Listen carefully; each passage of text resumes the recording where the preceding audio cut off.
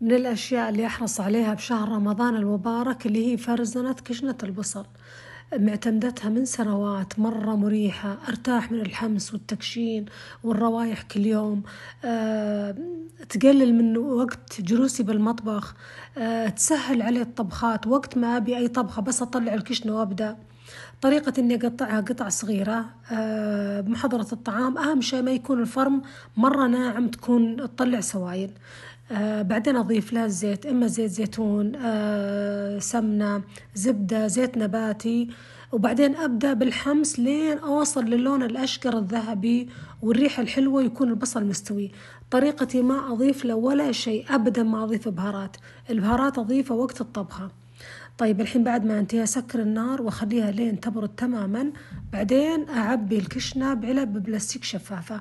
ضروري، أنا بالنسبة لي أحب العلب الشفافة عشان أشوف اللي داخل. بعد ما أنتهي أرصها بالفريزر، وقت ما أبي أطبخ أي شيء أطلع الكشنة وأبدأ بالطبخ. طيب نجي لفرزنة عصير الطماطم. أحب أخلط ثلاث مكونات، اللي هي الطماطم والفلفل الرومي الأحمر والفلفل الحار. بالنسبة للفلفل الحار اختياري، أنا أحب أحط فلفل شاقرة بس أشيل البذور اللي داخل عشان تخفف من الحرارة. عندي ثلاث طرق. الطريقة الأولى إني أطحنهم مع بعض وأحطهم بفريزر وهم نيات بدون طبخ. الطريقة الثانية إني أطحنهم وأطبخهم بعدين أفرزهم. الطريقة الثالثة والألذ إني أصب عليهم كذا، أمسحهم شوي زيت زيتون وبعدين أدخلهم الفرن أشويهم، وبعدين عاد لا طلعتهم أقشرهم وأطحنهم. الطريقة الأخيرة هذه مرة لذيذة. طيب بالنسبة لطريقتي بالطماط، أسوي فيه علامة زائد بالسكين ونقعه بماء حار وأخلي 10 دقايق علشان ينشال القشر بكل سهولة. وضروري أشيل القشر إذا أنا بطبخه، لأن القشر يعطي قوام مضغي ما هو حلو وقت الأكل. طيب بعد ما أقشره أحطه بالخلاط بدون ما أضيف ماء، وأضيف له الفلفل الرومي بعد ما أشيل الجهة الخضراء هذه والبذور، وأضيف لهم الفلفل الحار بعد ما أشيل الجهة الخضراء والبذور اللي تعطي حرارة. بعد ما أطحنهم بالخلاط أحطهم بقدر وأطبخهم بدون ما أضيف ولا شيء، لا ملح لا بهارات ولا شيء. وأخليهم على النار مع التقليب لين يطلع عندي القوام كذا مرة ثقيل. وهنا بعد ما خليتها على النار واستوت وثقلت ما شاء الله تبارك الله، شوفوا لي اللون بدون أي فلاتر، هذا هو القوام المطلوب. الطريقة هذه مرة ناجحة ومفيدة وتختصر عليكم الطبخ.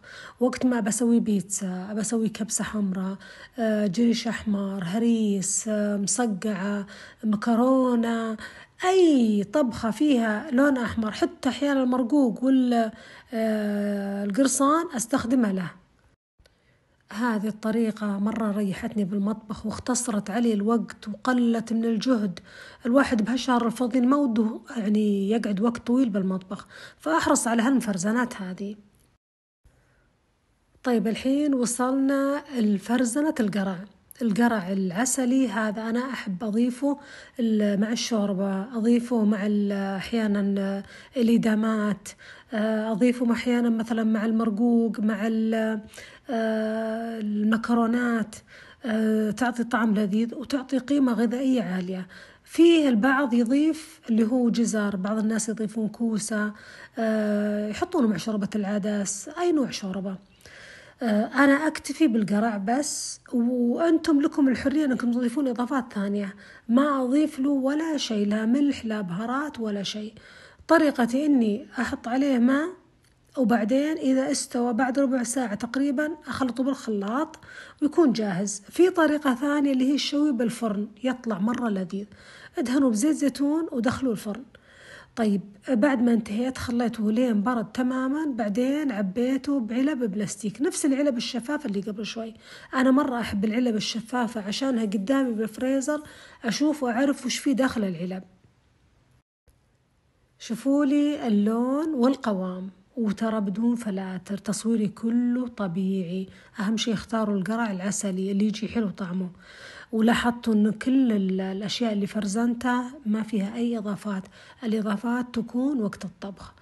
خلاص الحين انتهيت من كل المفرزنات، أعبيها بالفريزر وارتاح بهالشهر الفضيل، ووقت ما أبي أطبخ على طول ما تاخذ مني ولا نص ساعة طبخة. الله يا ربي يسهل علينا وعليكم ويتقبل منا ومنكم، ويا ربي صحة وعافية وهنا على الجميع.